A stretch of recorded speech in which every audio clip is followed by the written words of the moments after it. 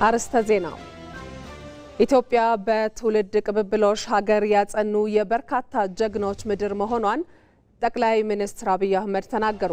የጦር ኃይሎች ጠቅላይ አዛዥ ጠቅላይ ሚኒስትር አብይ አህመድ የታደሙበት የመከላከያ ሰራዊት የልዩ ዘመቻዎች እዝ የተቀናጀ የውሃ ላይ ልምምድ ተካሂዷል።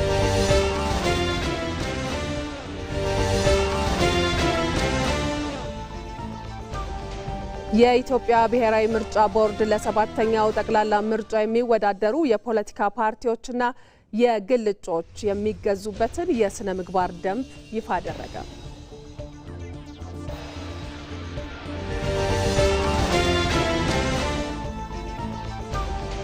በስድስተኛው ጠቅላላ ምርጫ ለሕዝብ ቃል የገባቸውን የሰላም የልማትና የዲሞክራሲያዊ ስርዓት ግንባታ ስራዎች በስኬት ማከናወኑን ብልጽግና ፓርቲ ገለጸ። ለ3 ቀናት የተካሄደው የብልጽግና ፓርቲ ምክር ቤት መደበኛ ስብሰባ ተጠናቋል።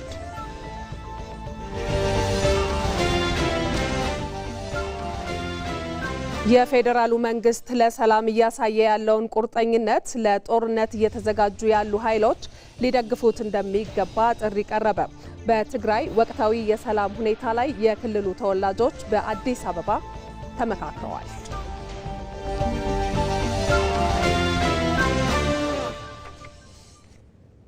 ሰላም እንደምናምሽታችኋል የተከበራችሁ ተመልካቾቻችን። ከኢትዮጵያ ቴሌቪዥን የቅዳሜ ምሽት 2 ሰዓት ዜናችንን ይዘን ቀርበናል። ከዜናው ጋር ማህሌት ታደለ ነኝ። አርስተ ዜናዎችን አስቀድመን ነበር የጀመርነው። አብራችሁን ሁኑ ተመልካቾቻችን። ምርጫ 2018 የፖለቲካ ፓርቲዎች የክርክር መድረክ ተጀመረ። ኢቢሲ የመጀመሪያውን መድረክ በታሪካዊው የአድዋ ሙዚየም በኢትዮጵያ የኪሎ ሜትሮች መነሻ አድዋ 00 ላይ አንድ ብሎ ጀምሯል። ኢትዮጵያ ልትከተለው የሚገባው የፖለቲካ ስርዓት ምንድነው? ከፖለቲካው አስተዳደር አኳያ ከሀገር አስተዳደር አኳያ እውነተኛ ህብረ ብሔራዊ የፌዴራል ስርዓትን ነው የምንከተለው። አንደኛ የዜግነት ፖለቲካ እኩል ስለሚያደርገን ስለሚያስተዳድረን፣ ሁለተኛ ማህበራዊ ፍትህ፣ ሶስተኛ ዲሞክራሲያዊ ፌዴራሊዝም ነው ብለን እናስባለን። ለኛ ሀገር ባለው ተጨባጭ መሀል ላይ ያለው ወይም ደግሞ ሴንትሪክ የሚባለው ወይ ሞዴሬት ሊበራሊዝም የሚባለው ለሀገራችን ተገቢ ነው ብለን እናምናለን። የተለያዩ ፓርቲዎች ጥምር ውጤት በመሆኑ የሶሻል ሊበራሊዝምን ፍልስፍና ይከተላል። አንድ መንግስት ነው የሚያስብለው ሁለት ነገሮችን ሲያሟላ ነው። የመጀመሪያው የህግ የበላይነት የምንለው በሀገሪቱ ውስጥ ሰላምና ጸጥታ እንዲሰፍን ሲያደርግ ነው። መንቀሳቀስ አይችሉም የተባሉ ሰዎችን በለውጡ እንዲገቡ ተደርጓል ብሏል። አዎ ትክክል፣ እንዲገቡ ተደርጓል። ግን ደግሞ በዛው ልክ በርካታ ሰዎች ከምህዳሩ ከዲሞክራሲ ምህዳሩ እንዲወጡ ተደርጓል። ተገፍተው ምህዳሩን ከማስተካከል አኳያ ከተፎካካሪ ፓርቲዎች በላይ ገዢው ፓርቲ ይመለከተዋል። ሰላማዊ የሆነ የፖለቲካ ትግል እንዲካሄድ ምህዳሩን ማስተካከል አለበት። ባለፉት 7 የለውጥ ዓመታት በኢትዮጵያ የፖለቲካ ታሪክ ውስጥ ሆኖ በማያውቅ መንገድ እና ሊመሰገን የሚችል ሰፊ ስራ ተሰርቷል እየተባለ ያለው ይሄ በጣም ግልጽ ነው። ግልጽ የሆነ አቋም የለው። በተለይ ለዚህ ሀገር የሚያዋጣው የፖለቲካ ስርዓት የብሔር ፖለቲካ፣ ማንነት ላይ የተመሰረተ ፖለቲካ ወይስ እኩልነት ላይ የተመሰረተ ሁሉንም ዜጎች እኩል የሚያይ ፖለቲካ? እኛ እንደ ፓርቲ ችግሩን ለይተን ጠንካራ ጎኑን ወስደን ብሔረሰባዊ ማንነትንም ሳንጥል ኢትዮጵያዊ ሀገራዊ ማንነትን ሳናንጠለጥል ህብረ ብሔራዊ አንድነት ያለው እውነተኛ የፌዴራል ስርዓትን እንገነባለን እንላለን። ምርጫ 2018 የመጀመሪያው የክርክር መድረክ በኢቲቪ ዜና ቻናል፣ በኢትዮጵያ ሬዲዮ፣ በኤፍኤም አዲስ 97.1 እና በኢቢሲ.ስትሪም ገጻችን ይጠብቁን። ተመልካቾቻችን ለሰባተኛው ጠቅላላ ምርጫ የተፎካካሪ ፓርቲዎች በኢቢሲ ያደረጉት የመጀመሪያው የክርክር መድረክ ነገ ምሽት ከ2 ሰዓት ከ30 ጀምሮ በኢትዮጵያ ቴሌቪዥን በሌሎችም ማህበራዊ ሚዲያ አማራጮቻችን ጭምር ይቀርባል። እንድትከታተሉት ከወዲሁ እንጋብዛችኋለን። ወደ ቀዳሚው ዜና እናልፋለን። ጠቅላይ ሚኒስትር አብይ አህመድና ቀዳማዊት እመቤት ዝናሽ ታያቸው ሐዋሳ ከተማ ገብተዋል። ወደ ከተማው ሲገቡም ደማቅ የሆነ አቀባበል ተደርጎላቸዋል። አቀባበሉ ምን ይመስል ነበር የሚለውን ከተከታዩ ተንቀሳቃሽ ምስል ተመልክተን እንመለሳለን።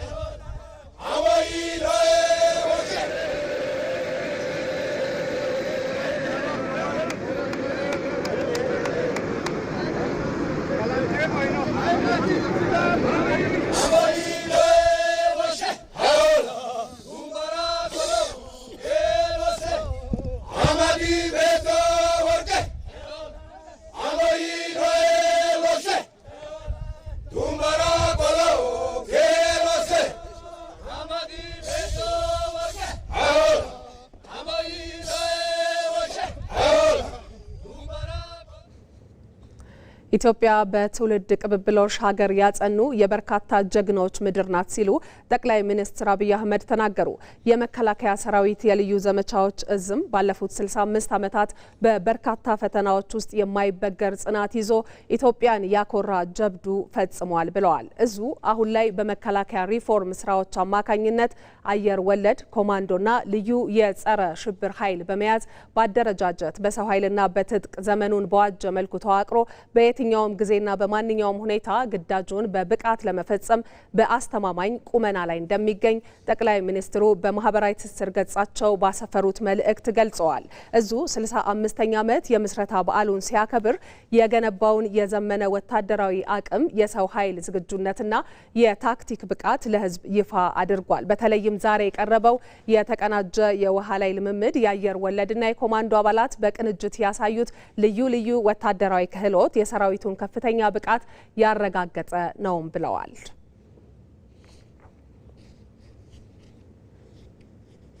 ከዚሁ ጋር በተገናኘ የጦር ኃይሎች ጠቅላይ አዛዥ ጠቅላይ ሚኒስትር አብይ አህመድ የታደሙበት የመከላከያ ሰራዊት የልዩ ዘመቻዎች እዝ የተቀናጀ የውሃ ላይ ልምምድ ተካሂዷል። ልምምዱ ምን ይመስላል የሚለውን ደግሞ ተከታትለን እንመለሳለን።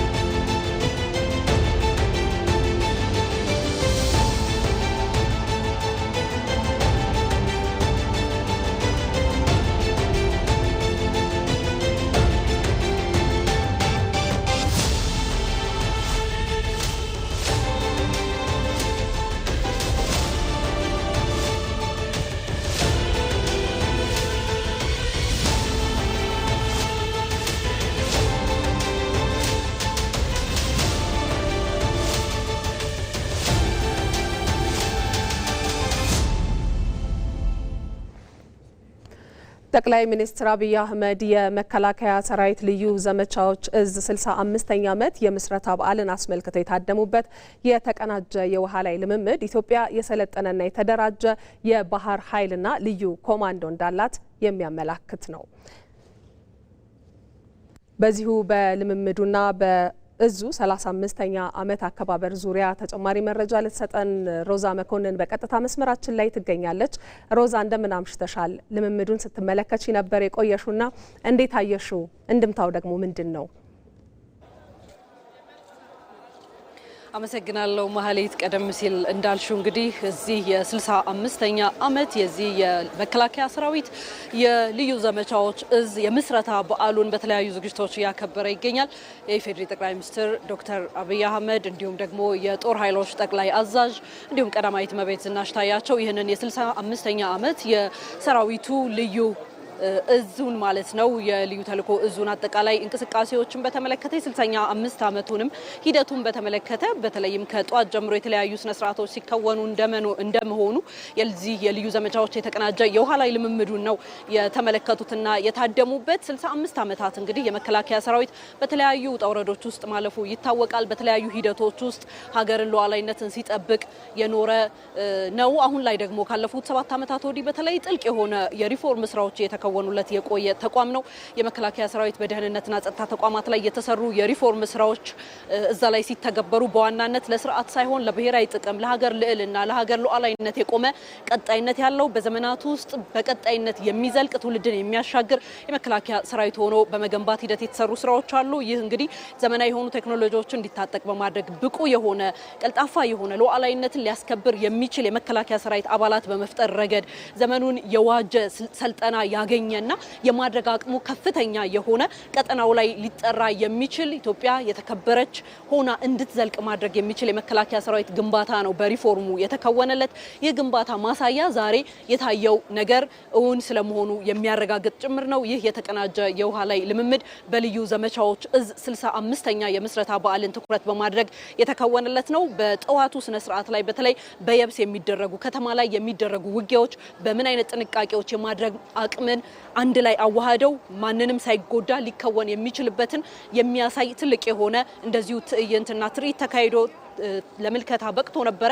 አሁን ከሰዓት በነበረው ደግሞ የተቀናጀ የውሃ ላይ ልምምዱ እጅግ በሚያስደንቅ መልኩ የተከናወነ በአየር ወለድ በኮማንዶ እንዲሁም በጸረ ሽብር አጠቃላይ የሰራዊት የተካተተና በቅንጅት የተሰራ እጅግ ደስ የሚል እና ልብን የሚያሞቅ የሚታየው ነገርም በጣም የኢትዮጵያ የመከላከያ ሰራዊት በተለይ ደግሞ የልዩ እዙ ማለት ነው ምን ያህል የልዩ ዘመቻዎች እዝ ምን ያህል ደረጃ እንደተሻገረ የሚያመላክት ነው ማለት ነው። እንግዲህ ዛሬ የታየው የዚህ የተቀናጀ የውሃ ላይ ልምምድ አንድ የዚህ የልዩ ዘመቻዎች እዝ ላለፉት 7 ዓመታትና ከዛም በመለስ ባሉ ጊዜያቶች ውስጥ ዘመናዊ የሆነ ቴክኖሎጂን ዘመኑ የሚጠይቀው የውሃ ላይ ቴክኖሎጂን መታጠቁን የሚያሳይ ነው። እጅግ ቀልጣፋ የሆኑ ትጥቆችን እና ዘመናዊ መሳሪያዎችን ከመታጠቅ ጎን ለጎን ደግሞ ያንን ሊከውን የሚችል ሰው ኃይል እንደተበጀ ወይም ደግሞ ሰው ኃይል እንደተሰራ የሚያመላክት እንደሆነም እንደዚሁ የታየበት ነው። ስለዚህ አንድምታውን ብንመለከት ኢትዮጵያ እንደሚታወቀው ለባህር በር ያላት ፍላጎት አለ፣ ግን ከፍላጎት የዘለለ መሆኑን የሚያመላክት ነው።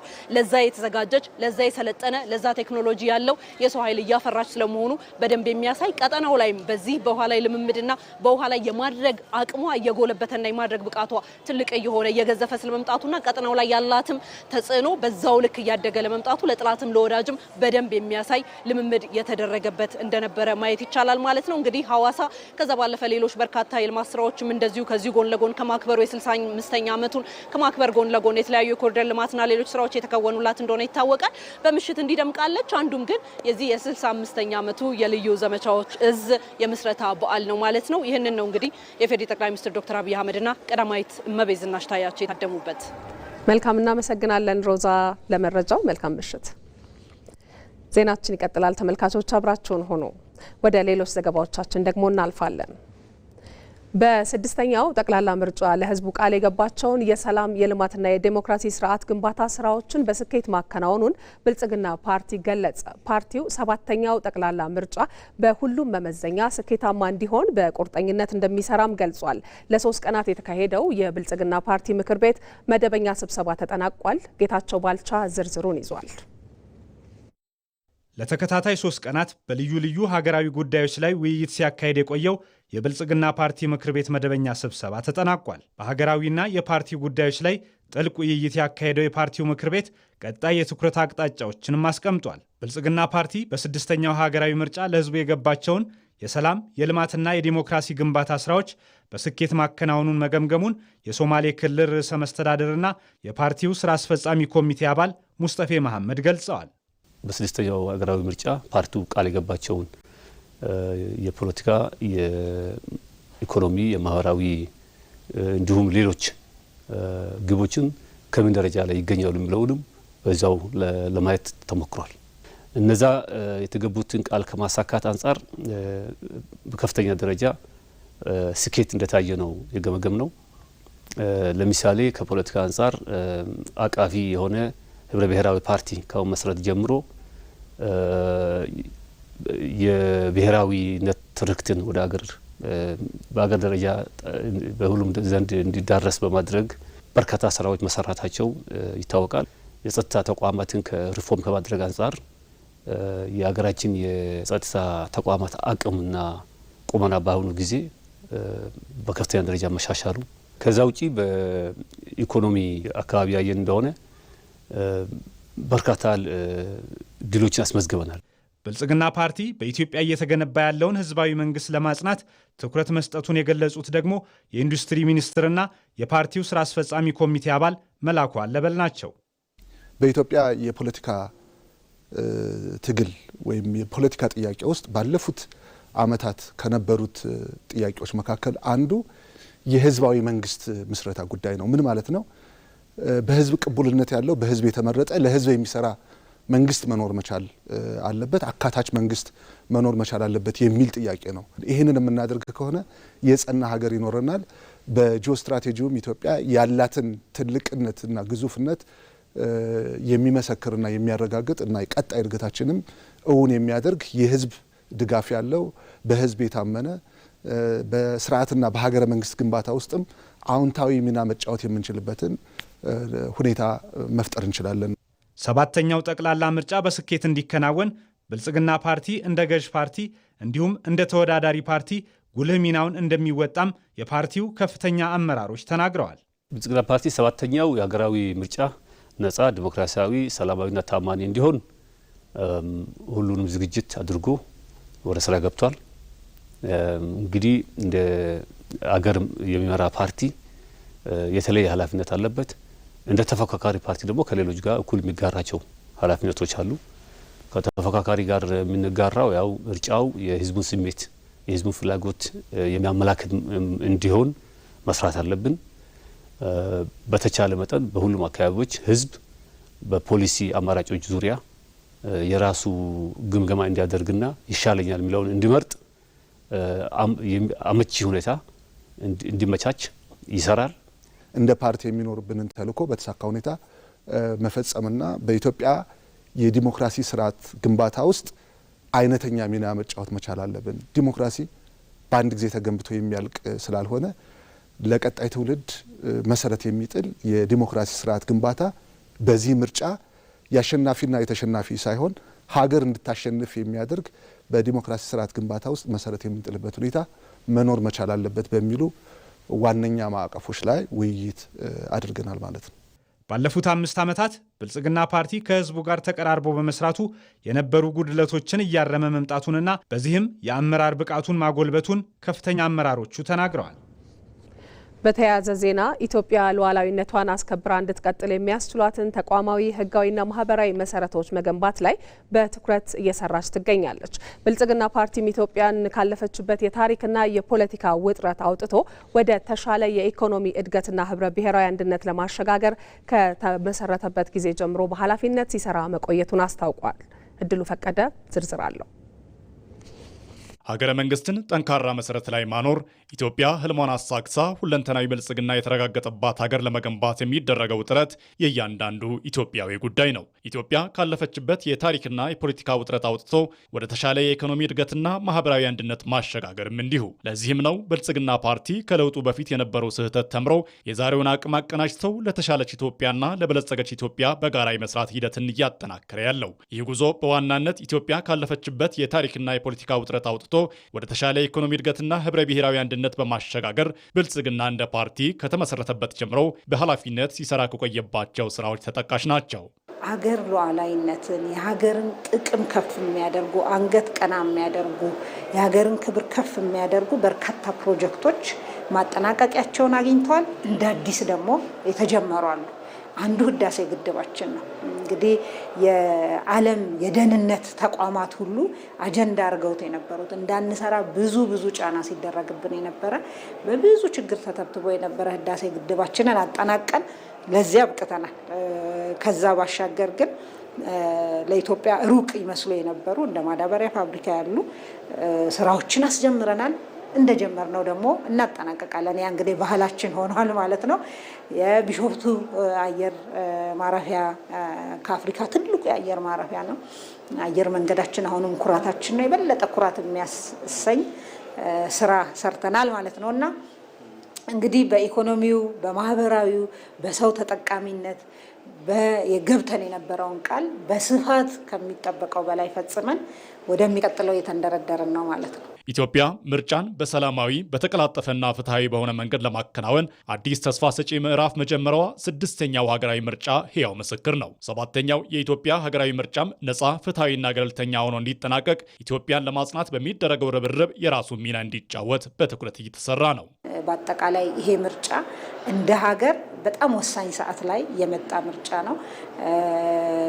ሀገራችን በብዙ ሴራ ያጣቻቸው ብሔራዊ ጥቅሞቿን ለማስጠበቅ ስራ የተጀመረበት ኢትዮጵያን የማጽናት ወደሚገባት ከፍታ የማሻገር የተጀመሩ ትልልቅ ፕሮጀክቶቻችን ወደ መስመር እየገቡ ያሉበት እንደመሆኑ ይሄ ምርጫ አንደኛ ምርጫው ራሱ ሂደቱ ሰላማዊ ከመሆኑ ዴሞክራሲያዊ ከመሆኑ ዴሞክራሲ ግንባታችንን ከማጠናከሩ ባሻገር እነዚህን ወሳኝ የሆኑ የሀገር ሉዓላዊነት ምሰሶ የሆኑ ስራዎችን እንግዲህ ወደፊት ለማስኬድ እድል የሚሰጥ ምርጫ ይሆናል ብለን ነው የምናስበው።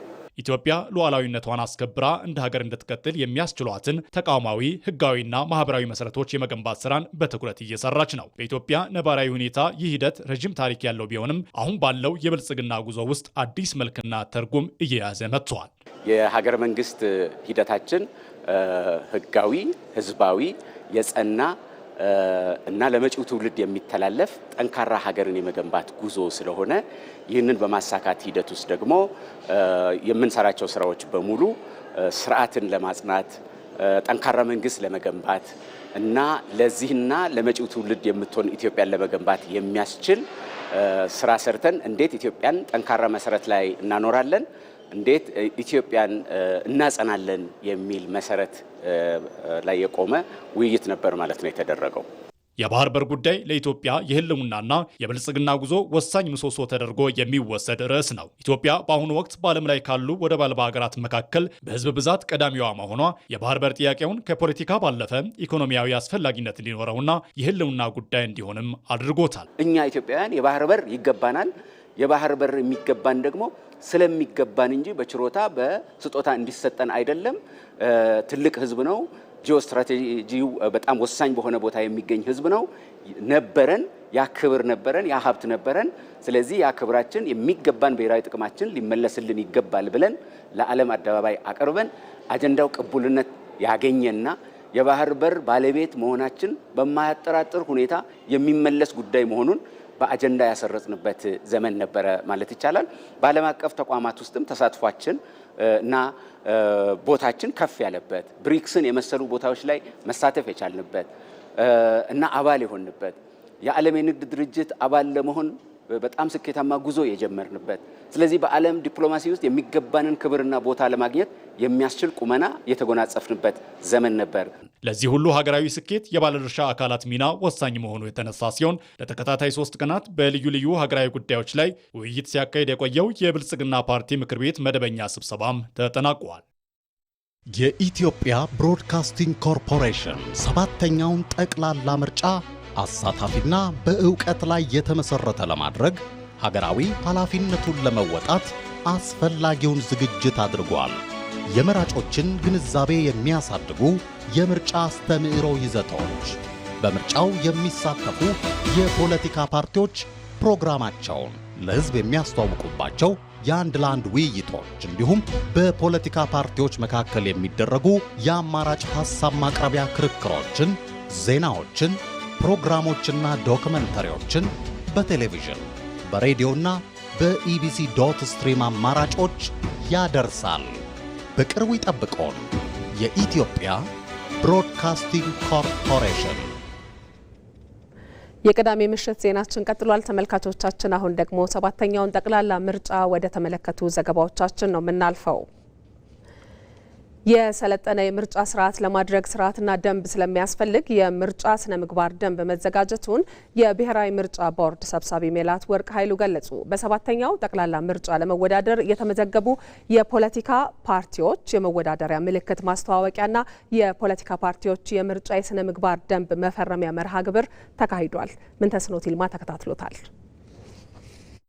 በ7ኛው ጠቅላላ ምርጫ በምርጫ ቦርድ የተመዘገቡ ተፎካካሪ ፖለቲካ ፓርቲዎች የምርጫ ምልክታቸውን ዛሬ አስተዋውቀዋል። 48ቱ የፖለቲካ ፓርቲዎች ምልክታቸውን ለቦርዱ ባሳወቁበት ቅደም ተከተል መሰረት ቦርዱ በዛሬው ዕለት ይፋ አድርጓል። የምርጫ ምልክታቸውን ይፋ ከማድረግ ባለፈ የፖለቲካ ፓርቲዎቹ ለ7ኛው ጠቅላላ ምርጫ በተዘጋጀው የምርጫ ስነ ምግባር ደንብ ሰነድ ላይ ፊርማቸውን አኑረዋል። በመድረኩ የተገኙት የብሔራዊ ምርጫ ቦርድ ሰብሳቢ ሜላት ወርቅ ኃይሉ የምርጫ ስነ ስርዓት ደንብን አክብሮ መንቀሳቀስ የሰለጠነ የምርጫ ስርዓት መገለጫ መሆኑን ገልጸዋል። የፖለቲካ ፓርቲዎቹ አማራጭ ሀሳቦቻቸውን በማቅረብ መራጩ ሕዝብ በእውቀት ላይ የተመሰረተ ምርጫ እንዲያደርግ ጥረት ማድረግ ይኖርባቸዋልም ብለዋል። የሰለጠነ የምርጫ ስርዓት ለማድረግ ስርዓትና ደንብ ያስፈልገናል። ስለዚህ የሚወዳደሩ እጩዎች እና ፓርቲዎች የሚወዳደሩበትን ምርጫ ውድድር ለማድረግ ሊመሩበት የሚገባውን የስነ ምግባር ደንብ ደግሞ መፈረም ስለሚገባ መመሪያውና ዛሬ የምትፈርሙት የስነ ምግባር ደንብ ያሉትን ሀሳቦች በማካተት አርመን ለዛሬ ዝግጁ አድርገናል። የብሔራዊ ምርጫ ቦርድ ምክትል ሰብሳቢ ተስፋዬ ነዋይ በበኩላቸው የምርጫ ስነ ምግባር ደንቡ የምርጫውን ሂደትና ውጤት ተአማኒ ለማድረግ እንደሚያግዝ ተናግረዋል። መራጩ ሕዝብ ደግሞ በነጻ ፍቃዱ ሳይፈራ ሳይሸማቀቅ የተለያየ ተጽዕኖ ሳይደረግ በነጻነት የሚፈልገውን አካል መምረጥ እንዲችል ይሄ የስነ ምግባር ሰነድ ተዘጋጅቷል ማለት ነው። የሚካሄዱ ማናቸውም ውድድሮች የሚካሄዱ ማናቸውም እንቅስቃሴዎች የስነ ምግባር ደንቡን የተከተሉ ከሆኑ ሂደቱም ውጤቱም ተአማኒ እንዲሆን ያደርጋል። ተፎካካሪ ፖለቲካ ፓርቲዎችና ባለድርሻ አካላትም ምርጫው በስኬት እንዲጠናቀቅ የምርጫ ስነ ምግባር ደንቡን በማክበር መንቀሳቀስ እንደሚገባ ተናግረዋል። ይህ የመራጮች ስነ ምግባርና ደንብ መዘጋጀቱ ለሁሉም ጠቃሚ ነው። ምርጫው አንደኛ ዲሞክራሲ ያደርጋል። ከዚህ ቀደም ሲሰሩ የነበሩት ግድፈቶች በዚሁ በስነ ምግባሩ እንደሚቀረፍ ነው ማስበው። ፓርቲዎች እንዲወያዩበት እድል ተሰጥቶ ነበረ። ግብአቶችን ማካተት እንዲችል የሚያሰራና የማያሰራ ነገርም በጋራ እንዲታይና ኮምፕሊመንት ተደራርገን እንድንሄድ ውይይት ተካሂዷል። ወጣቶች በምርጫው ላይ በነቂስ እንዲሳተፉ፣ ወጣቶች ስለ ምርጫው የተሻለ ግንዛቤ እንዲኖራቸው፣ ምርጫ ማለት የነገን ኢትዮጵያ የመገንቢያ አንደኛውና ትልቁ ቁልፍ መሆኑን በማስተማር በማስረዳት ላይ እንገኛለን። ይሄ የስነ ምግባር ደንብ ተወዳዳሪዎችን፣ ፓርቲዎችን፣ ሲቪል ማህበራትን በጠቅላላ በምርጫው ዙሪያ የሚንቀሳቀሱ መራጮችን ጨምሮ የግድ የሚያስፈልግ ነው። በ7ኛው ጠቅላላ ምርጫ በሚወዳደሩ የፖለቲካ ፓርቲዎችና እጩ ተወዳዳሪዎች ተፈጻሚ እንደሚሆን በተገለጸው የስነ ምግባር ደንብ የመፈረም ስነ ስርዓት ላይ ብልጽግና ፓርቲን ጨምሮ 48 የፖለቲካ ፓርቲዎች፣ የግል እጩ ተወዳዳሪዎችና ሌሎች ባለድርሻ አካላት ተሳትፈዋል። የኢትዮጵያ ብሔራዊ ምርጫ ቦርድ ለሰባተኛው ጠቅላላ ምርጫ የመስክ አሰልጣኞችን ለሚያሰለጥኑ ዋና አሰልጣኞች ስልጠና መስጠት ጀመረ። የቦርዱ ሰብሳቢ ሜላትወርቅ ኃይሉ ሰባተኛው ጠቅላላ ምርጫ ነጻ፣ ፍትሐዊና ገለልተኛ እንዲሆን የምርጫ አስፈጻሚዎች ሚና የማይተካ መሆኑን ተናግረዋል። ብቁና በሕግ መሰረት የሚሰሩ ምርጫ አስፈጻሚዎችን ለማብቃት የዋና አሰልጣኞች ሚና ከፍተኛ መሆኑን የተናገሩት ሰብሳቢዋ ዋና አሰልጣኞቹ ያገኙትን ስልጠና በትኩረትና በኃላፊነት ስሜት ለመስክ አሰልጣኞች ማስተላለፍ እንደሚጠበቅባቸውም አሳስበዋል። ሪፖርተራችን ምንተስኖት ይልማ እንደዘገበው 300 ለሚሆኑት ዋና አሰልጣኞች የተሰጠው ስልጠና በማኑዋልና በቴክኖሎጂ የታገዘ የመራጮች ምዝገባን መነሻ በማድረግ ሰልጣኞችን በየስልጠና ማዕከላቱ በማሰማራት ከ5000 በላይ የሚሆኑ የመስክ አሰልጣኞችን እንደሚያሰለጥኑም ይጠበቃል።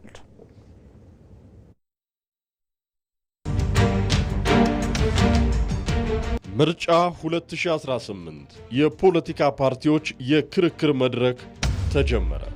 ኢቢሲ የመጀመሪያውን መድረክ በታሪካዊው የአድዋ ሙዚየም በኢትዮጵያ የኪሎ ሜትሮች መነሻ አድዋ 00 ላይ አንድ ብሎ ጀምሯል።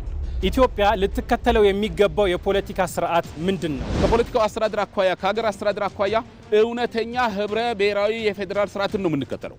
አንደኛ የዜግነት ፖለቲካ እኩል ስለሚያደርገን ስለሚያስተዳድረን፣ ሁለተኛ ማህበራዊ ፍትህ፣ ሶስተኛ ዲሞክራሲያዊ ፌዴራሊዝም ነው ብለን እናስባለን። ለኛ ሀገር ባለው ተጨባጭ መሀል ላይ ያለው ወይም ደግሞ ሴንትሪክ የሚባለው ወይ ሞዴሬት ሊበራሊዝም የሚባለው ለሀገራችን ተገቢ ነው ብለን እናምናለን። የተለያዩ ፓርቲዎች ጥምር ውጤት በመሆኑ የሶሻል ሊበራሊዝምን ፍልስፍና ይከተላል። አንድ መንግስት ነው የሚያስብለው ሁለት ነገሮችን ሲያሟላ ነው። የመጀመሪያው የህግ የበላይነት የምንለው በሀገሪቱ ውስጥ ሰላምና ጸጥታ እንዲሰፍን ሲያደርግ ነው። መንቀሳቀስ አይችሉም የተባሉ ሰዎችን በለውጡ እንዲገቡ ተደርጓል ብሏል። አዎ ትክክል፣ እንዲገቡ ተደርጓል። ግን ደግሞ በዛው ልክ በርካታ ሰዎች ከምህዳሩ ከዲሞክራሲ ምህዳሩ እንዲወጡ ተደርጓል። ተገፍተው ምህዳሩን ከማስተካከል አኳያ ከተፎካካሪ ፓርቲዎች በላይ ገዢው ፓርቲ ይመለከተዋል። ሰላማዊ የሆነ የፖለቲካ ትግል እንዲካሄድ ምህዳሩን ማስተካከል አለበት። ባለፉት 7 የለውጥ ዓመታት በኢትዮጵያ የፖለቲካ ታሪክ ውስጥ ሆኖ በማያውቅ መንገድ እና ሊመሰገን የሚችል ሰፊ ስራ ተሰርቷል እየተባለ ያለው ይሄ በጣም ግልጽ ነው። ግልጽ የሆነ አቋም የለው። በተለይ ለዚህ ሀገር የሚያዋጣው የፖለቲካ ስርዓት የብሔር ፖለቲካ፣ ማንነት ላይ የተመሰረተ ፖለቲካ ወይስ እኩልነት ላይ የተመሰረተ ሁሉንም ዜጎች እኩል የሚያይ ፖለቲካ? እኛ እንደ ፓርቲ ችግሩን ለይተን ጠንካራ ጎኑን ወስደን ብሔረሰባዊ ማንነትንም ሳንጥል ኢትዮጵያዊ ሀገራዊ ማንነትን ሳናንጠለጥል ህብረ ብሔራዊ አንድነት ያለው እውነተኛ የፌዴራል ስርዓትን እንገነባለን እንላለን። ምርጫ 2018 የመጀመሪያው የክርክር መድረክ በኢቲቪ ዜና ቻናል፣ በኢትዮጵያ ሬዲዮ፣ በኤፍኤም አዲስ 97.1 እና በኢቢሲ.ስትሪም ገጻችን ይጠብቁን። ተመልካቾቻችን ለሰባተኛው ጠቅላላ ምርጫ የሚወዳደሩ ተፎካካሪ ፓርቲዎች በኢቢሲ ያደረጉት የመጀመሪያው የክርክር መድረክ ነገ ምሽት 2 ሰዓት ተኩል ላይ በኢቢሲ የተለያዩ አማራጮች ይቀርባል። እንድትከታተሉ በአክብሮት እንጋብዛችኋለን። ዜናችን ይቀጥላል። አዲስ አበባን የኢንዱስትሪ ማዕከል ለማድረግ በተሰሩ ተግባራት ተጨባጭ ለውጥ ማስመዝገብ መቻሉን ከንቲባ አዳነች አቤቤ ገለጹ። ከንቲባ አዳነች አቤቤ በአዲስ አበባ ከተማ ደረጃ 5ኛውን የኢትዮጵያ ታምርት ንቅናቄ በአዲስ ዓለም አቀፍ ኮንቬንሽን ሴንተር አስጀምረዋል። ይመራደም እነዚህ የኤሌክትሪክ ዕቃ መለዋወጫዎች ከዚህ በፊት በከፍተኛ የውጭ ምንዛሬ ከውጭ ገቡ የነበሩ ናቸው። ከቅርብ ጊዜ ወዲህ ግን በኢትዮጵያ ታምርት ንቅናቄ በተያዘው ከውጭ የሚገቡ ምርቶችን የመተካት ጥረት በሀገር ውስጥ አምራች ኢንዱስትሪ ተመርተው ጥቅም ላይ ማዋል ተችሏል። አሁን ላይ እንግዲህ ያው ከውጭ ገቡ የነበሩ በተለይ ለኤሌክትሪክና ለቴሌ ማስተላለፊያ የሚሆኑ ምርቶችን ሃርድዌር ምርቶችን ሙሉ በሙሉ ተክቶ ነው ያለው። ለአዲስ አበባ ለተለያዩ ክልሎች ለኦሮሚያ፣ ለአማራ ክልል፣ ለተለያዩ ክልሎች ለደቡብ እና ለተለያዩ ክልሎች አሁን ላይ በከፍተኛ ደረጃ እያቀረበ ያለ ድርጅት ነው። በሌላ በኩልም ከውጭ የሚገቡ የፈርኒቸር ምርቶችን ደረጃቸውንና ጥራታቸውን ጠብቀው እዚሁ በሀገር ውስጥ እየተመረቱ ነው። የምናመርታቸው ምርቶች በዋናነት ፈርኒቸር ላይ ነው። ኢምፖርት ሰብስቲዩት ከማድረግ ባለፈ ዓለም አቀፍ ገበያ ላይ ያሉ ፈርኒቸሮችን ኢሚቴት ማድረግ ነው ትልቁ ፕሮግራማችን። ኮፒ አድርገን እዚህ ሀገራችን ላይ ለተጠቃሚው ማቅረብ ነው። ሃይ ኳሊቲ ከለራቸው፣ ዲዛይናቸው ኤቭሪቲንግ ከኛ ሀገር ከለር ምርጫ ጋር ከኛ ሀገር የቤት አቀማመጥ ወይም የቢሮ አሊያም ደግሞ የሆቴል የሬስቶራንት አቀማመጥ ጋር ተመጣጣኝ የሆነ ተመጋጋቢ የሆነ ፈርኒቸሮችን አምርተን ነው ለገበያ የምናቀርበውም ሴንቸሪ ሞል ላይ አሉን ሾሩሞች። ማምረቻችን ደግሞ በተለያየ ቦታ ነው። አንዱ ሳንፎርድ ላይ ነው ያለ ነው። የአዲስ አበባ ከተማ ከንቲባ አዳነች አቤቤ በከተማ ደረጃ 5ኛውን የኢትዮጵያ ታምርት ንቅናቄ በአዲስ ዓለም አቀፍ ኮንቬንሽን ሴንተር በይፋ አስጀምረዋል። የተለያዩ የጨርቃጨርቅ፣ የሕክምና፣ የቆዳና የቆዳ ውጤቶች እንዲሁም የኤሌክትሮኒክስ ምርቶችን ጨምሮ ከ250 በላይ አምራቾች በስፋት የቀረቡበት ይህ ንቅናቄ ለሚቀጥለው አንድ ሳምንት ይቆያል። በአምራች ኢንዱስትሪ ዘርፉ በከተማው እየተከናወኑ ባሉ ተግባራት ተጨባጭ ለውጥ ማስመዝገብ መቻሉንም ከንቲባዋ ተናግረዋል። አልቆ ማለም መሰረታችን፣ ከችግር በላይ ከፍ ብሎ መብረር ደግሞ የብልጽግና አምዳችን ነው። የኢኮኖሚ ብልጽግና እናመጣለን ስንል በለውጡ ዓመታት በመጡ ድሎች ሳንኩራራ አሁንም መስራት፣ አሁንም መጣር፣ አሁንም መጋር፣ ሪባን መቁረጥ፣ የዜጎችን ተጠቃሚነት በእጅጉ አስፍተን ማረጋገጥ ይጠበቅብናል። አምራቾች በቀጣይም በምርት ጥራት ላይ የላቀ ደረጃ በመድረስ ተወዳዳሪነታቸውን ይበልጥ ማሳደግ እንዳለባቸውም ከንቲባ አዳነች አቤቤ ገልጸዋል። በከተማችን በመጪው ዓመታት አምራች ኢንዱስትሪው የኢኮኖሚያችን የጀርባ አጥንት እንደሚሆን በመገንዘብ በአቃቂ ቃሊቲ ክፍለ ከተማ በቢሊዮኖች በጀት በመመደብ የስማርት አነስተኛና መካከለኛ ኢንዱስትሪ ክላስተር ገንብተን የመጀመሪያውን ምዕራፍ ወደ ማጠናቀቅ መጥተናል። በዚህም ተበታትነውና ምቹ ባልሆነ ሁኔታ የሚሰሩ አምራች ኢንዱስትሪዎች በተለይ ተኪ ምርቶችና ምርቶችን በመላክ ላይ የተሰማሩትን ሰብሰብ አድርገን ወደ አንድ ክላስተር በማስገባት ምቹ ሁኔታ እንዲፈጠርላቸው፣ የበለጠ እንዲያመርቱ፣ ምርታቸው እንዲታወቅ፣ ጥራቱ ከፍ እንዲል ለማድረግ ወደ ማገባደድ ደረጃው ላይ ደርሰናል። እንደ መንግስት የአምራች ኢንዱስትሪው የህልውና ጉዳይ ተደርጎ ተወስዷል ያሉት የኢንዱስትሪ ሚኒስትሩ መላኩ አለበል ዘርፉ ለጠንካራ ኢኮኖሚ ግንባታ ትልቅ ሚና እየተጫወተ ነው ብለዋል። ኢንዱስትሪዎቻችን ተወዳዳሪ መሆን አለባቸው። አሁን እያደገ ካለው ኢኮኖሚ ጋር እያደገ ካለው ሀገር ጋር አብሮ የሚያድግ ጥራት መኖር መቻል አለበት። ምርታማነታችን በዛው ልክ ማደግ አለበት። በዋጋ ተወዳዳሪ መሆን መቻል አለብን። በቴክኖሎጂ ተወዳዳሪ መሆን መቻል አለብን። ምርቶቻችን በየትኛው የዓለም ገበያ ላይ ሸጠን ውጤት የምናገኝበት፣ ምርት የምናገኝበት፣ ተጨማሪ የስራ ዕድል የምንፈጥርባቸው መሆን መቻል አለባቸው። ስለዚህ በጅምር የምናያቸውን ውጤቶች ዘላቂ እንዲሆኑ ለማድረግ ምርታማነትን የማሳደግ ጉዳይ ልዩ ትኩረት ተሰጥቶ መሰራት አለበት። ሁለተኛ ፈጠራን የሚያበረታታ ሁኔታ መኖር መቻል አለበት። እንደ ሌሎች ዘርፎች ሁሉ መዲናዋ አዲስ አበባንም የኢንዱስትሪ ማዕከል ለማድረግና ዜጎች የኢኮኖሚ ተጠቃሚ እንዲሆኑ በሁለንተናዊ ጥረት እየተተገበረ ያለው ስራ ውጤት እየታየበት መሆኑም ተጠቁሟል።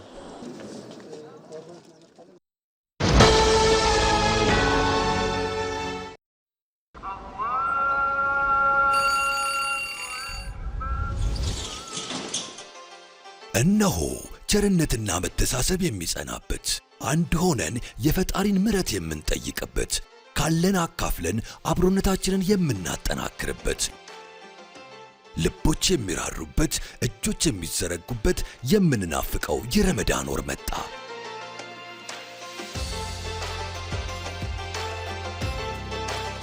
የኢትዮጵያ ንግድ ባንክ ለመላው የእስልምና እምነት ተከታዮች እንኳን ለታላቁ የረመዳን ወር በሰላም አደረሳችሁ እያለ ባንካችን ባቀረበላችሁ የዘካ ተቀማጭ ሂሳብ ውስጥ ለይተው ያስቀመጡትን ዘካ ለግለሰቦችም ሆነ ለበጎ አድራጎት ድርጅቶች እንዲተላለፍ ሲያዙን በታማኝነት እናደርስሎታለን።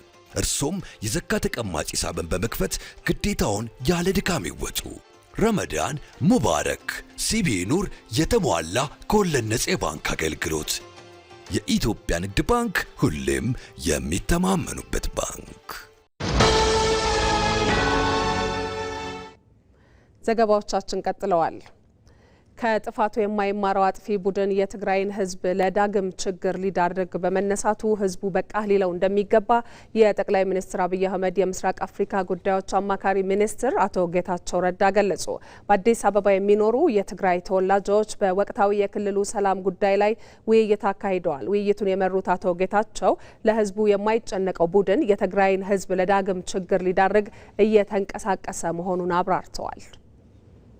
ካብ ኩናት ወጻኢ ካሊእ መናበሪ የብለኝ ዝብል ጉጅለ ከጦርነት ውጭ ሌላ መኖሪያ የለኝም የሚል ቡድን የትግራይ ህዝብን ወደ ከፋ ጥፋት ለማስገባት ብዙ እንቅስቃሴዎች እያደረገ ነው። ነገር ግን ይህንን ችግር ቶሎ ብለን ካልቀለበስ ነው የትግራይ ህዝብን ዳግም ሰቆቃ ላይ የሚጥል መሆኑን መገንዘብ ጥሩ ነው። ይህ ቡድን ለትግራይ ህዝብ ምንም አይጨነቅም። የትግራይ ህዝብ አጀንዳንም አያስቀድምም። ስለ ታጣቂ ቡድን፣ ስለ ህዝቡ፣ ስለ ተፈናቃዮች አይጨነቁም። የትግራይ ህዝብ የቡድኑን የጥፋት መንገድ ባለመደገፍና ቡድኑ በሚቀሰቅሰው ግጭት አላስፈላጊ ዋጋ ላለመክፈል ለሰላም ሊቆም ይገባል ሲሉም አቶ ጌታቸው ጥሪ አቅርበዋል። ናይ ጦርነት ደበና ክንጠጥ ተዳ ኮይኑ ፕሬሸርና ፌደራሉን ይሽንኩል ክንብሎ ንኽእል ልዕሊ ኩሉ ግን ውሽጥን ኣብ ነድምዮ ነገር ንግበር። የጦርነት ድባብ ሊነሳ ከሆነ የፌዴራል መንግስት ስራህን አትስራ ልንለው አንችልም። ሆኖም ግን እኛ በውስጣችን ማድረግ የምንችለውን ነገር እናድርግ። መወገድ ያለበት አካልም ይወገድ። ወጣቱ ይህን ባለማድረግ ቡድኑ በሚቀሰቅሰው ግጭት ዋጋ መክፈል የለበትም። በሰላም ዙሪያ የተሰባሰበ የለውጥ ኃይል ተመሳሳይ አቋም ይዞ ግጭትን ለማስቀረት ሊሰራ ይገባል። ለዚህ ስኬት አቃፊ አስተሳሰብ ሊኖረን ይገባል። ከፌዴራል መንግስት ጋር ያለንን ግንኙነት ልናጠናክር ይገባል። የህወሓት ቡድን የትግራይን ህዝብ ለዳግም ችግር ለመዳረግ ከጥፋት ኃይሎች ጋር አብሮ እየሰራ መሆኑን የክልሉ ተወላጆች ገለጹ። በአዲስ አበባ የሚኖሩ የትግራይ ክልል ተወላጆች በወቅታዊ የክልሉ ሰላም ጉዳይ ላይ ውይይት አካሂደዋል። ሞላ አለማየሁ ዝርዝር አለው። የትግራይ ህዝብ ከግጭት ማግስት በፕሪቶሪያ ሰላም ስምምነት ያገኘው አንጻራዊ ሰላም ሳይጸና ዳግም የክልሉን ህዝብ ለጥፋት ለመዳረግ የህወሓት ቡድን እየተንቀሳቀሰ ይገኛል። በወቅታዊ የክልሉ ጉዳይ ላይ ለመምከር በአዲስ አበባ የተሰባሰቡ የትግራይ ተወላጆችም በክልሉ ያለው ሰላምን ድጋሜ ችግር ላይ ለመጣል ቡድኑ እየሰራ መሆኑን ገልጸዋል። ቀድሞውንም ለህዝቡ የማይጨነቀው የህወሓት ቡድን በህዝቡ መሃል ተሸሽጎና ህዝቡ እንደ መያዣ በመቁጠር የፕሪቶሪያ ሰላም ስምምነት እንዳይተገበር እንቅፋት እንደሆነ የውይይቱ ተሳታፊዎች ተናግረዋል። የግሩፕ በትግራይ ህዝብ ውስጥ መሽጎ የትግራይ ህዝብን ጫካ አድርጎ ለራሱ ኢንተረስት በዛ የተከበረ ህዝብ ታሪክ ያለው ጽኑ ሃይማኖት ያለው ስርዓተ መንግስት የሚባል ነገር የመሰረተ ህዝብ በዛ ውስጥ ሆኖ በዛ ክብሩ ህዝብ ራሱን እየከበረ ህዝብን እያዋረደ የሚኖር አካል አለ። አሁንም ወደ ጦርነት እየገባ ነው። ጦርነት እያወጀ ነው። ጦርነት እያወጀ ይሄን ጦርነት ፈርቶ ይሁን ጦርነት አልፈልግም ብሎ የሚመጣ ወጣትም አለ። ማህበረሰቡ ተረብሿል። በዛ አጋጣሚ የትግራይ ህዝብ መረበሽ የለበትም ነው የሚለው። የፕሪቶሪያ ሰላም ስምምነት ህወሓት ቢያደናቅፈው ለምን ይገርማል? ባህሪው እኮ ባህሪው። አሁንስ ቢሆን ምን ችግር አለ? ምክንያቱ ለምንድን ነው ወደ ጦርነት ይሄድ ያለው? አሁንስ ቢሆን በመነጋገር ችግሮች መፍታት አይቻልም? ይቻላል። ግን በሰላም መኖር የሚችል ኃይል አይደለም፣ የሰላም ኃይል አይደለም። ስለዚህ ይሄ ኃይል በባህሪው የወንጀል ቡድን ስለሆነ ሰላም ከተፈጠረ በሆነ ጊዜ ተጠያቂነት ሊመጣ ይችላል። በሆነ ጊዜ ሰው ከስልጣን ውጪ መኖራቸው ያው ህወሓትን ከስልጣን ውጪ እንዲኖር ማሰብ አሳን ከባህር ወጥቶ መኖር ይችላል ብሎ እንደማመን ቁጠሩ። ለትግራይ ህዝብ እጨነቃለሁ የሚሉ በውጭ የሚኖሩ ተወላጆችም ሆኑ ከቡድኑ የጥፋት መንገድ ጋር ተሳስተው የተሰለፉ ከባለፈው የጥፋት መንገድ ሊማሩ እንደሚገባ ይገልጻሉ። ወትሮም ጥፋትና ግጭትን በመቀስቀስ ህይወቱን ለማቆየት ለሚመኘው ቡድን በቃህ በማለት ለሰላምና ለትግራይ ህዝብ ጥቅም መስራት እንደሚያስፈልግ የውይይቱ ተሳታፊዎች ገልጸዋል። ይሄ ሽፍታ ግሩፕ ትግራይ የጦርነት አውድማን ያረጋት አየህ፣ ብልህ የሆነ መሪ ካለ በቤቱ ጦርነት አይከፍትም። ማምከን ያለበት ብልህ የሆነ ጀነራል ጦርነት ማምከን አለበት። እሱ ነው ጀነራልነቱ። ቁጥር አለ፣ መፈካከር አይደለም። በሰላማዊ መንገድ እንዲፈታ ፈልጋለሁ። ሁሉም ነገር ከተሳሳት ነው ትምህርት በመውሰድ ለትግራይ ህዝብ የሚበጀውን ነገር ማድረግ ያስፈልጋል። የኢትዮጵያ ህዝብ ማን ነው? የትግራይ ህዝብ አገር አልባ ማድረግ፣ ዜግነት አልባ ማድረግ ከሁሉም የከፋ ወንጀል። የትግራይ ተወላጅ የዲያስፖራ አባላት ምናልባት እነሱ የውጭ ዜግነት ሊኖራቸው ይችል ይሆናል። የትግራይ ተወላጅ ግን አገሩ ኢትዮጵያ ነች። ኢትዮጵያዊ ዜግነት ነው ያለው። ኢትዮጵያ የምትባል ሀገር አለችው። ስለዚህ ይሄ በተሳሳተ ትርክትና በተሳሳተ ፕሮፓጋንዳ ይህንን ህዝብ ዜግነት አልባና ሀገር አልባ ማድረግ ኃላፊነት የጎደለው ነገር መሆኑን አውቀው ይህንን ህዝብ ኢትዮጵያ ሰፊ ነች። የትግራይ ተወላጅ ደግሞ ታታሪ ህዝብ ነው። እንደ ኢትዮጵያ ለመሰለች ሰፊ ሀገር ትልቅ ሪሶርስ ላላት ሰፊ ገበያ ያላት ሀገር ለትግራይ ህዝብ ምርቃቱ እንጂ እርግማኑ ልትሆን አትችልም። ከጥፋት ኃይሎች ጋር አብሮ የኢትዮጵያን ሰላም ለመበጥበጥና የትግራይን ህዝብ ዳግም የግጭት ሰለባ ለማድረግ የተንቀሳቀሰ የሚገኘው የህወሓት ቡድን በቃ በማለት የትግራይን ህዝብ ሰላሙን ሊጠብቅ እንደሚገባ ተናግረዋል። የፌዴራል መንግስት ለሰላም እያሳየ ያለውን ቁርጠኝነት የክልሉ ህዝብ እንዲደግፍና የጥፋት ኃይሉም ወደ ሰላም እንዲመጣ ጫና እንዲያደርጉ ተወላጆቹ ጠይቀዋል። ከዚሁ ጋር በተገናኘ ከኢትዮጵያ ታሪካዊ ጠላቶች ጋር በማበር ዳግም ጦርነት ለመክፈት እየተዘጋጀ ባለው ህወሓት ወጥመድ የትግራይ ህዝብ መውደቅ የለበትም ሲሉ የክልሉ ተወላጆች ተናገሩ። ህወሓት ዓላማ በሌለው ጦርነት የክልሉን ህዝብ ዳግም ለመማገድ የሚሄድበትን መንገድ በመፍራት በርካታ ወጣቶች ከክልሉ እየሸሹ ስለመሆኑም ተናግረዋል። ቶማስ ኃይሉ እንደገና ወደ ዳግም ጦርነት ወደ ዳግም እልቂት ላይ ዋዜማ ላይ ነው ያለነው። ከትላንት ስህተቱ የማይማረው ህወሓት የጥፋት ኃይል ፖለቲካዊ ትርፍ እስካመጣለት ድረስ የትግራይን ህዝብ ከማቁሰልም ይሁን ኢትዮጵያን ለማፍረስ ወደ ኋላ እንደማይል በተደጋጋሚ በእኩይ ድርጊቱ አረጋግጧል። ዛሬም ዳግም የጦርነትና የሌላ ዙር ግጭትን ለመጥመቅ በሂደት ላይ ያለውን ቡድኑን በቃህ ያሉ የክልሉ የፖለቲካ ፓርቲዎች፣ የሲቪክ ማህበራት፣ ወጣቶችና መሰል ስለ ክልሉ ያገባናል ያሉ ቡድኖች ስለ ሰላም ውይይት አድርጓል። የፌዴራል መንግስት በተደጋጋሚ ለቡድኑ የሰላም ጥሪ ቢያደርግም አሻፈረኝ በማለት ከዚህ ቀደም ከፍተኛ መስዋዕትነት የከፈለው የክልሉ ህዝብ ከትላንት ጉዳቱ ሳያገግም ዳግም እልቂትን ለማዋለድ ከኢትዮጵያ ታሪካዊ ጠላቶች ጋር የሚያደርገው እኩይ ጉዞ አሳስቧቸዋል። የነበረውን ጥፋት ሳይበቃ የነበረውን የወጣት እልቂት ሳይበቃ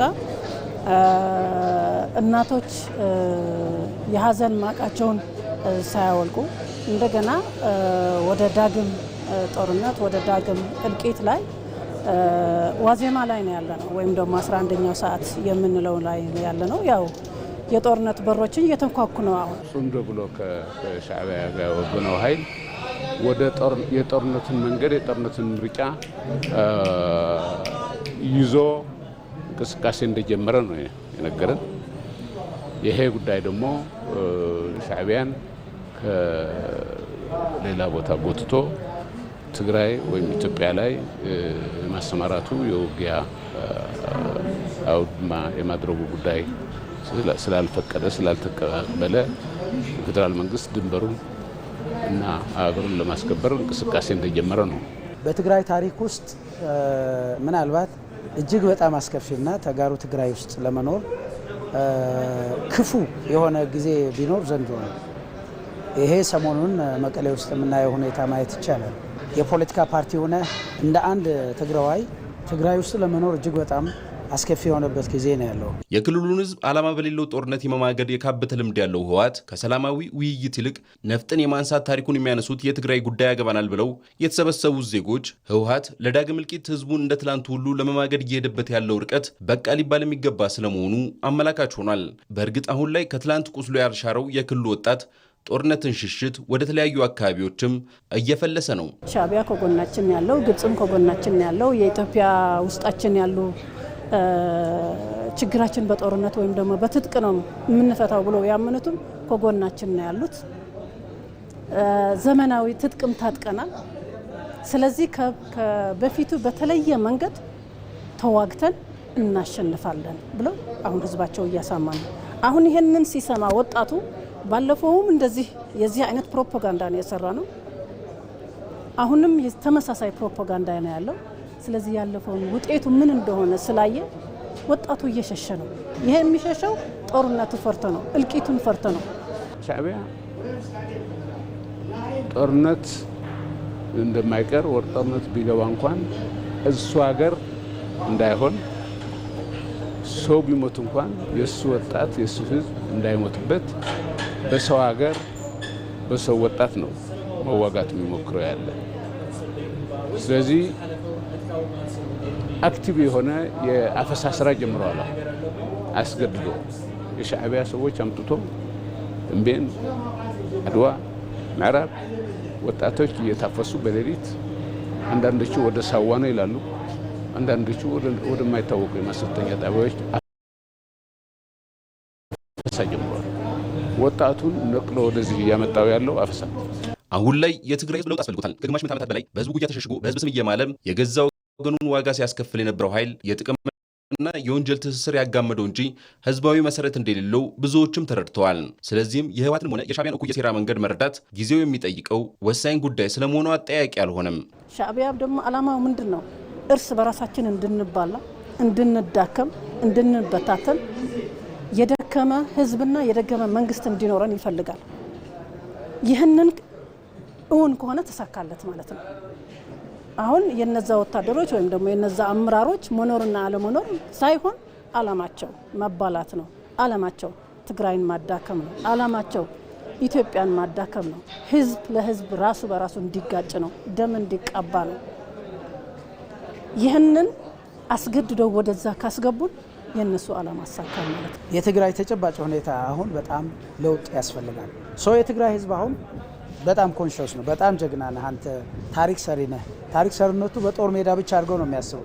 እንዲህ አድርገህ ተሰብስበህ አንድ ሆነህ እንዲህ የምትሰራ ፍጡር ነህ ብሎ የተለየ አይነት ለማስመሰል ብዙ ጊዜ መጥተንበታል።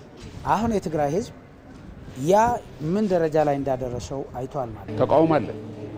ሞክረውታል። ጸለምቲ ራያ ሞክረውታል። የቲዲኤፍ የሚባለውን ጦር አንቀሳቅሰው ለመዋጋት ሞክረዋል። እምቢ ብሏቸዋል። ግባ ሲባል ማታ ገብቶ ጠዋት ያገኙት። አሁን ይሄንን ተቃውሞ በጉልበት ከሻዕቢያ አዲስ ኃይል አምጥቶ አዲስ ግብረ ኃይል አሰማርተው ከግንባር እምቢ ብሎ የሄደውም ድሮውም ቤቱ የነበረውም ወጣት እየሰበሰቡ ለማስገባት እየሞከሩ ነው። ከሱ ስሽት ነው ወደዚህ እየመጣ ያለው። የፌዴራል መንግስት ለሰላም ያለውን ቁርጠኝነት በተለያዩ መልኩ እያሳየ እንደመሆኑ ጦርነትን ለመምራት እየተዘጋጁ ያሉ ኃይሎችን በማስቆም ሂደት ውስጥ የፌዴራል መንግስትን ጥረት እንዲደግፉና ለሰላም ቅድሚያ እንዲሰጡ ግፊት እንዲደረግ እነዚሁ የትግራይ ጉዳይ ያገባናል ያሉ ዜጎች ጥሪ አቅርበዋል። ተመልካቾቻችን የቅዳሜ ምሽት ዜናችን በተከታተላችሁት መልኩ ተጠናቋል። አብራችሁን ስለቆያችሁ እናመሰግናለን። ማህሌት ታደለ ነበር። በሰላም